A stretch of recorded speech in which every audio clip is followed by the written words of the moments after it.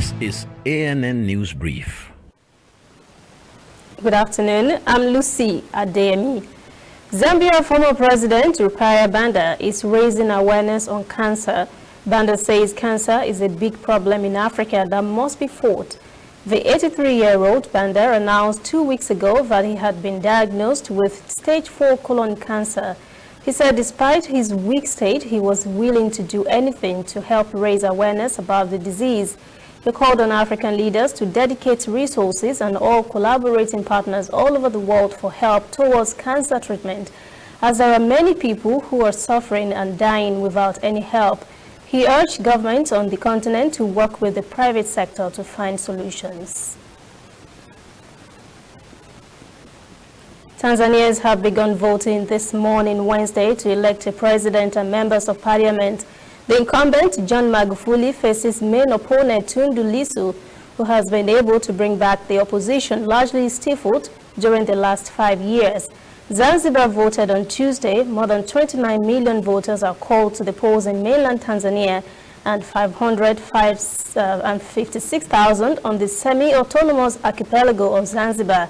There have been reports of the restriction of internet access across the country, with some users experiencing difficulties in sharing and downloading images on WhatsApp and using Twitter. Tanzania's President John Magufuli has voted at a polling station in the capital, Dodoma, alongside his wife today. Long queues have formed at polling stations across Tanzania in its 6th multi-party general election. There are 15 presidential candidates, including 2 women. Voters will be electing the country's president and parliamentary representatives. We'll be right back. Whether in your house, at your office, on your phone or online, we are there. We have the facts behind the headlines. We cut to the chase with the news you really need.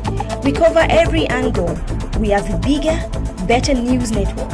We are African News Network. ANN. Watch ANN News on MITV from a truly African spirit. Ivory Coast is expected to head to the polls this Saturday, October the 31st, to elect a new president. One of the 4 candidates contesting in the presidential election, Kwadio Conan Burton, is calling on voters to cast their ballots and not boycott the election. Opposition parties had asked their supporters to boycott the polls as they accuse the electoral authorities and Constitutional Council of being biased and unable to guarantee a fair election. An independent candidate for the presidential election told journalists that deserting the polls is not the solution. He asked the Ivorians to go out and vote. Meanwhile, dozens of would-be candidates have been barred from running in the election, including former President Laurent Gbagbo and ex-rebel chief Guillaume Soro, who both played key roles in the 2010-2011 crisis. At least 30 persons have been killed in clashes in different towns since August, when Lutera announced he would run again. That is ANN News Brief at 1. For details on these and other breaking stories, visit our website, annafrica.news. Conversation continues on our social media platforms, Twitter, Instagram, and Facebook at ANN Africa TV.